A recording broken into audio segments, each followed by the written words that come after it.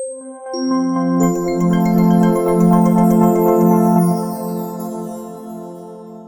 everyone, I am back. It's Dr. Hammond here with your mental health moment. I hope that you've had a really great and amazing week. For those of you who are tuning in for the very first time on this network, welcome. It's Dr. Hammond here with your mental health moment. Let me know where you're tuning in from in the chat. And for those of you who have been rocking with Mental Health Moment for the past couple years here, you know that I am generally in some city or another. Today, I am in the Tampa Bay area of Florida, and I have been mostly in the Tampa Bay area of Florida for a little bit. And then, yeah, the next couple months, I'll be out and about in the world doing different projects. So, but thanks again for those who are joining here. It's Dr. Hammond here with your mental health moment.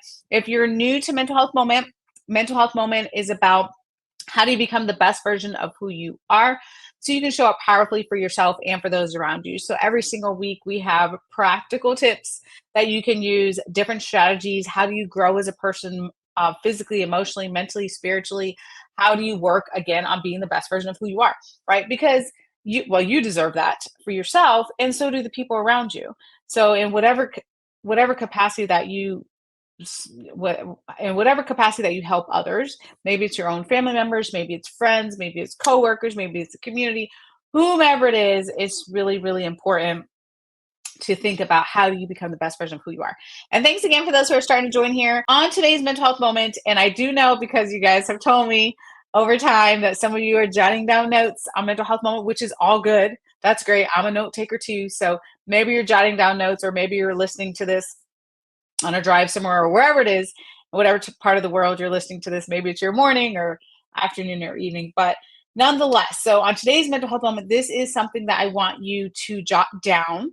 There's not too much to jot down, but this is really important for you to think about, because on today's mental health moment, I want to share with you how important it is to think about your time management.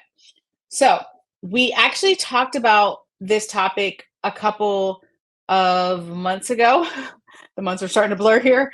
But sometime this year, in the last couple months, we talked about time management, but I really want to do almost a part two, because it was something that, well, people were reaching out to me actually and saying like, hey, can you do something on time management? Because understandably, sometimes there's just so much going on, and maybe you're in this boat where you're just feeling so overwhelmed. Maybe you're stressed out. Maybe you're feeling like you don't have enough time. But the good news is that there are strategies that can help you with the overwhelm, that can help you with the time management. Okay, so we're going to talk about that today. So the first thing I want you to think about, well, there's two really important things when it comes to time management. So the first thing is, because everyone, I know you've heard it before, right? Like, prioritize your time and prioritize what's meaningful for you. But here's the reality. Step one, you first have to decide what is really important to you at this point in your life. So again, what is important to you today can be different from what was important to you 5, 10 years ago, 15 years ago, or what's going to be important to you in the next 5 to 10 years. Like, that's just the reality, which is why I preach on mental health moment about how important it is for you all to be making sure that you're reflecting, you're taking the time for you to understand what is important for you. So, so the first thing to think about before we get to time management strategy, the first thing to think about is what truly is important to you right now. Like, what is the thing that you want to prioritize, and where are you at in your own sense of self, and your own sense of growth, and your own mindset, and the changes that you need to make? Where are you at with that? Right? You might be in a really great place, or you might be in a place where you're like, you know what, I'm struggling physically, or I'm struggling emotionally or spiritually or mentally, or wherever it is that you're kind of a little bit stuck, right? The second thing that you can think about, and even jot this down, because this is a really important question for you to be asking yourself frequently. So this is a question that I often ask myself now, and I encourage you all to think about asking yourself this question when you come to a place where you're like, what should I be doing? How should I be spending my time? Right? Because a lot of things and people are like trying to grab out our time, right? There's a lot of demands on our time sometimes, oftentimes. Actually, let me turn this off. Okay. There's a lot of demand. Speaking of demands on our time, that was so timely, right? My text message going off. Speaking of demands on our time, but nonetheless, we have to make a decision. And the question that you should be asking yourself often is this a good use of my time? That is literally a question that I want you to like etch into your brain and think about. Is this a good use of my time? Let me see if I can. Well, is good of my time. Okay, I am going to put this in the comments, even though this is a very critical question. Here's the thing. So I, as a psychologist and a mindset coach, and all the different things I do, I'm always looking at, and the things that I, share with you all on Mental Health Moment as well.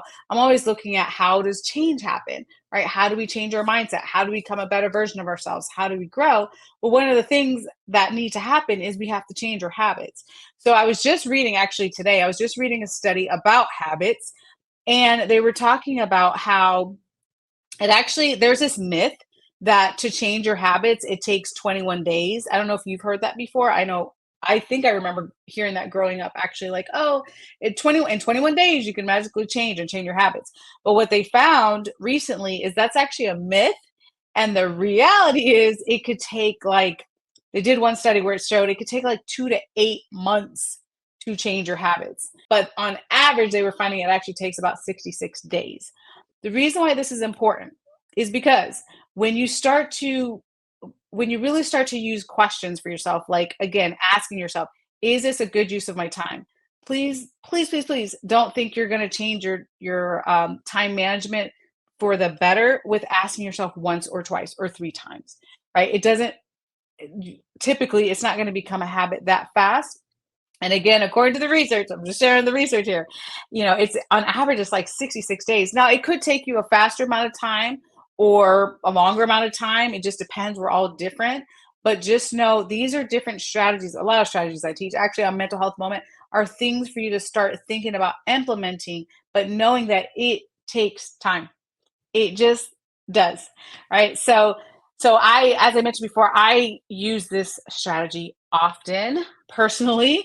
I use this. Even today, there typically is so many different things that is trying to grab my attention, whether it's an email or just now, like you guys saw it, I did not plan that, right? It's a text message, or someone needs something, or something is happening, or someone's inviting me to something, or whatever it is. And I know you all have the same exact things, right? Whether it's your family, your coworkers, your friends, your whomever, there's all these different things. Maybe you're on social media a little bit too long. I know I'm guilty of that sometimes, or whatever it is that is just grabbing at your attention. You have to get yourself in the mode of asking, is this a good use of my time? So today, for example, when I had different invitations to just different things going on, and today I had to ask myself, is this a good use of my time? And some of those things that were trying to get into my schedule, I had to say, no, actually, this is not a good use of my time, because I need to be doing this over here instead. Right. So again, trying to get yourself into the habit of doing that, not only do you honor yourself, right? Because again, step one was to know what your values are, whatever your values are. And then step two is asking yourself, is this, whatever it is that's trying to get your attention, a good use of your time, right? Is it helping you grow as a person? Is it helping you reset, recharge? Is it bringing you joy? Is it helping you towards your goals? Like, what is the purpose of whatever it is that you're doing, or different interactions that you may have with others, right? Is it helping you basically, or is it helping someone else? Is it a good use of your time? So yesterday, yeah, I went to volunteer at a food bank, and it was such a great use of my time, because this is just an aside. I know we're talking today about time management, but I did want to share that in that time, spending time in the community, and volunteering at this food bank, it really helped, that spending that time with those spending the time thinking about others, right? spending the time volunteering, spending the time giving back was a really actually good distraction from just the woes of life and just the different things and the stress and all those things that we all have. So, as an aside, giving back is always great for your mental health. But I share that because I really had to ask myself, is this a good use of my time? And it absolutely was. And it helped, well, it helped in multiple ways to give back. But sometimes we don't know if things are a good use of our time until we're actually in those situations, right? Maybe you've been in that situation. Maybe it's at work. You're like, man, I really didn't need to be in this meeting, right? Like it wasn't a great use of your time. And some things, to be fair, some things you can control and some things you cannot, right? So there's just certain meetings that if you're working and you have meetings that you can't control, but you're supposed to be there and you're like, well, that was a waste of time. But you weren't able to control that. Definitely I'm not talking about those type of things, obviously. So I'm talking about what are the things that you can control. What are the parts of your schedule that you can control, and is that a good use of your time? So as I mentioned, I think I mentioned it last week or the sometime in the last couple weeks on Mental Health Moment. One of the things that is a very, very high priority for me right now in my life is definitely physical health.